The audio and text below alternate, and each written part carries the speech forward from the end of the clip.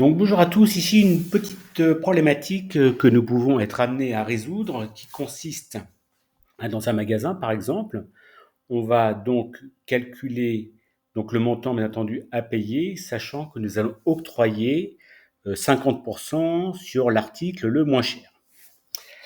Alors, comment va-t-on procéder? Alors effectivement, donc les machines vont le réaliser tout seules, mais quel est le langage qui a été utilisé justement pour arriver au bon résultat? Donc nous allons donc combiner quatre formules. La formule si, parce que nous allons avoir deux cas de figure, soit j'ai trois articles, soit j'en ai deux. La formule NB qui va permettre de compter le nombre d'articles. La formule somme pour avoir le total. Et la formule minimum qui va nous permettre de pouvoir trouver l'article le moins cher et octroyer donc 50% sur le 10 articles. Donc la formule est suivante, égale. Nous allons mettre d'abord la fonction si. Donc, nous allons calculer le nombre d'articles. Si NB,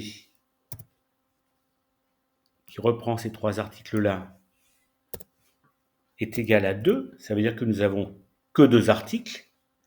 Donc, dans ce cas-là, si c'est vrai, nous payons la somme des trois articles, des articles en caisse, sachant que dans ce cas-là, il n'y en aurait que deux. Ça va concerner la deuxième ligne jusqu'en dessous.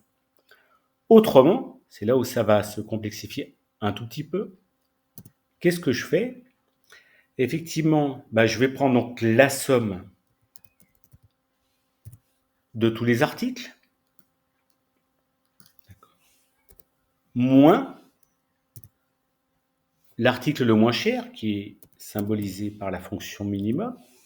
Donc je reprends les trois articles ici, d'accord? Et cet article le moins cher, je vais lui octroyer donc une réduction de 50%, donc multiplié par 50%. Alors vous voyez, je n'ai pas besoin de mettre de parenthèse parce que j'ai la priorité avec la multiplication qui va s'effectuer sur la formule minimum. Et là, je referme la parenthèse et je vais effectivement juste appliquer le format ici en euros, voilà, qui va me permettre d'avoir le résultat. Je paye 138,50 €. Alors ouais, sur la deuxième ligne, le client 2, finalement, il a eu que deux articles, donc 44 et 24, il va payer donc le montant global de ces deux articles, il n'aura pas de réduction. Par contre, tous les autres auront une réduction. Si vous voulez, pour faire plus simple, on va dire, voilà, il y avait un article à 10, un autre à 20 et un autre à 30.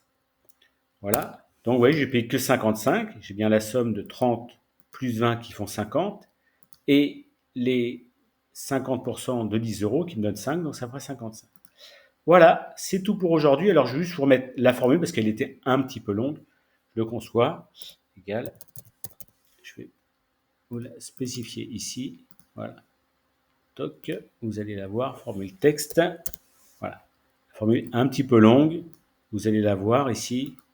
Donc, on voit bien. Si NB, j'ouvre la parenthèse de l'ensemble des cellules est égal à 2, donc je fais la somme.